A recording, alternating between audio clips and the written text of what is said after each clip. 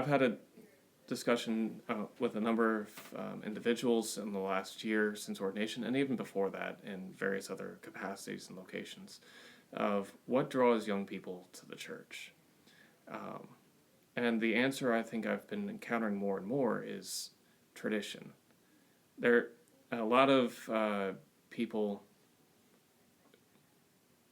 today seem to think that making the Mass more contemporary, more guitar music, more contemporary music, more modern preaching styles, more entertaining masses, stuff like that, these are what's going to draw people in. And what really seems to be coming out of that is less and less engagement, less and less interest.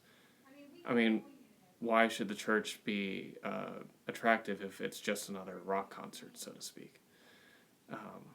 What does seem to be actually interesting young people more is two things. One, reverent and traditional celebration of the liturgy, and reverent acceptance and practice of the faith. Seeing that authentic witness of people, both lay and clergy alike, and practicing the faith, wanting that, recognizing the Mass as a prayer, and recognizing Christ in that. That's what attracts people to both the life of the church in general and the Mass specifically. Okay.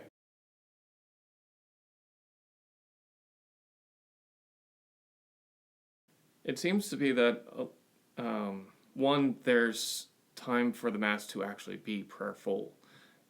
Throughout the extraordinary form, anyone who's been to one notices that it's much quieter. There's a much more silence, which allows for the people in the Mass to actually be able to approach it as a form of prayer, and not just something you sit through and watch as like a form of entertainment, so to speak. The second thing is the fact that everyone involved, both the priest who's celebrating and the people who are participating, are fully engaged in what they're doing in a reverent, respectful, and appreciative manner. Every time I've been to an extraordinary form Mass, whether the people are sitting there flipping through the pages trying to keep up, follow along, or whether they know what's going on and are focused on looking at the priest, they're always attentive, they're always focused, and they're always praying through it. With most of the modern Masses that I've been to, it seems like a mixture, like you have a spectrum of people's attentiveness and involvement in the Mass. You got those who are truly trying to focus and pay attention to what's going on and pray with the Mass.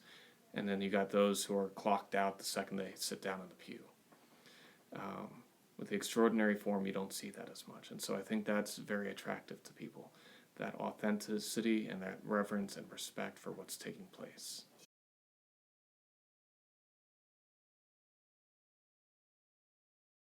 It depends on the circumstances, I think, in some cases. Like here, we're just starting to incorporate the extraordinary form into our regular practice. And so we're still acquiring the resources and the skill and the know-how to be able to make the Mass, the extraordinary form Mass, approachable. But with parishes that have been doing it for some time, they already have those resources available. And so finding the books that are set out, and attending regularly so that you can become more comfortable and familiar with it. Those would be the biggest helps, but also just accepting when something is new to the parish versus when they've been doing it for a couple of years now.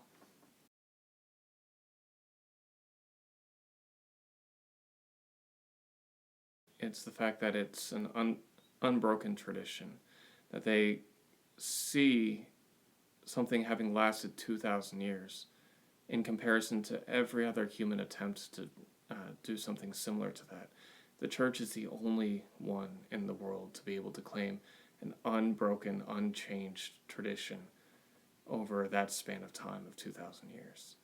And I think that adds to the authenticity of its message and its claims to its origins as well, that only something divine like the Church could last that long without being broken or changed or something to change its message or its purpose.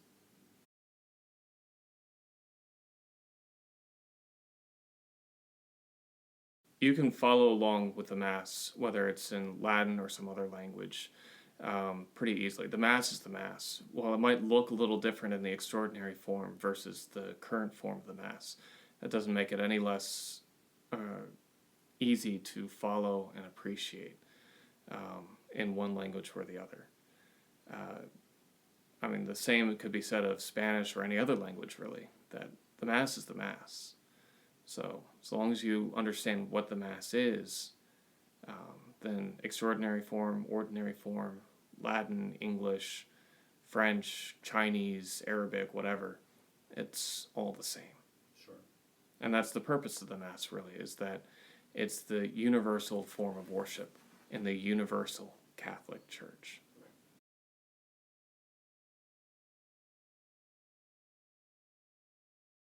Learning the Mass in general, like regardless of form, is an important thing to be able to more truly appreciate what's going on there. So, reading about the theology of the liturgy, attending multiple forms of it, both in terms of the extraordinary versus the ordinary form of the Mass, going to other rites like the Coptic, the Maronite, or even attending Eastern Orthodox worship. Not receiving communion, but the more exposure you have to various ways of celebrating the Mass, that'll help you to better appreciate and understand what's taking place in the celebration of the Mass.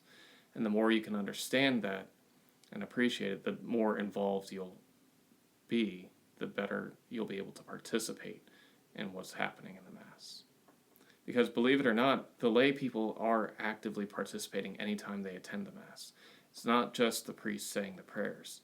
It's the people offering their own sacrifice with and through the priest.